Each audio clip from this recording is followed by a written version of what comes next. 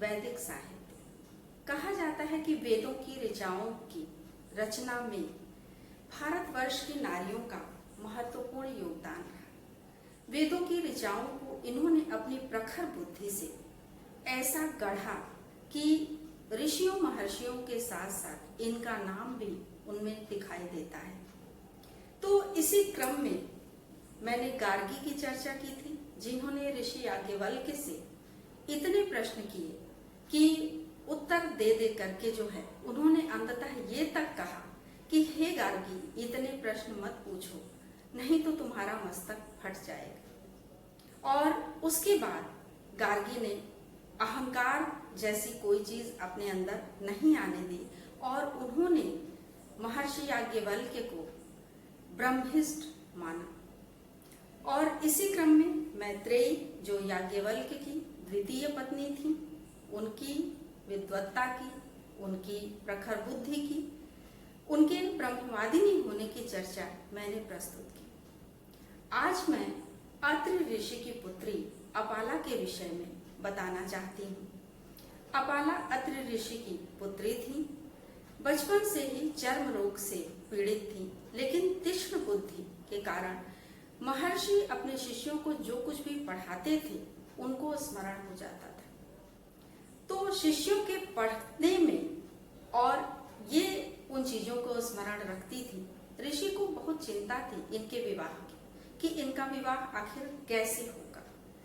एक समय ऐसा भी आया जब ब्रह्मवेत्ता कृशाश्व उनके आश्रम में आए और उनके खाने पीने की व्यवस्था अपाला के द्वारा बहुत अच्छी तरह से की गई। इससे कृशाश्व बहुत प्रभावित हुए और उन्होंने अत्रि ऋषि के समक्ष अपाला से विवाह करने की इच्छा जाहिर की। महर्षि इस बात को मान गए, उन्होंने पुत्री का विवाह कर दिया।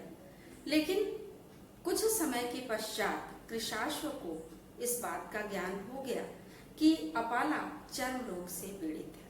श्वेत दाग उनके दिन प्रतिदिन बढ़ते जा रहे थे। हालांकि उन्होंने प्रत्यक्षतः कुछ नहीं कहा, लेकिन अपाला को इस बात का ज्ञान हो गया कि उनके पति इस श्वेत दाग के कारण, चर्म रोग के कारण उनसे घृणा करते हैं। उन्होंने स्वयं ही पति का आश्रम त्याग दिया और पिता के घर पुनः वापस लौट आई। पिता ने एक तरह से उनका स्वागत ही किया, फिर वो वहां रहने लगी और पुनः शिक्षा दीक्षा की तरफ, पुनः अध्यात्म की तरफ उन्होंने अपना ध्यान लगाया।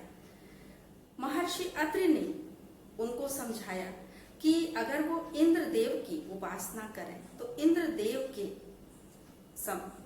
के आशीर्वाद से उन्हें हो सकता है कि इस चर्म रोग से छुटकारा प्राप्त हो जाए। हुआ भी यही। जब अपाला देवराज इंद्र की आराधना करती थी तो उन्हें नैवेद्य के रूप में उन्होंने सोमरस अर्पित करना चाहा। सोमरस को पत्तों से निकालने का कोई वहां पर पत्थर नहीं मिला कि सोमरस के पत्तों को किस तरह से पीस करके वो उन्हें अर्पित करें। तब उन्होंने अपने दांतों से चबा चबा करके सोमरस निकाला और सत्तू तथा सोमरस का नैवेद्य देवराज इंद्र को अर्पित किया। देवराज इंद्र इससे अत्यधिक प्रसन्न हुए और उन्होंने अपाला को आशीर्वाद दिया कि वो अद्वितीय सुंदरी बन गई। उसी समय कृशाश्व को अपने व्यवहार पर ग्लानि हुई और वो ऋषि से मिलने के लिए उनके आश्रम में आए। वहां आने के पश्चात उन्होंने देखा कि अपाला अद्वितीय सुंदरी हो चुकी है। अब उन्होंने महर्षि अत्रि से क्षमा मांगी और उनकी पुत्री को अर्थात अपनी पत्नी अपाला को पुनः अपने साथ लेकर गए। तो ये थी अपाला की कथा। अगली बार किसी अन्य विदुषी स्त्री की कथा के साथ मैं पुनः उपस्थित होंगी। तब तक के लिए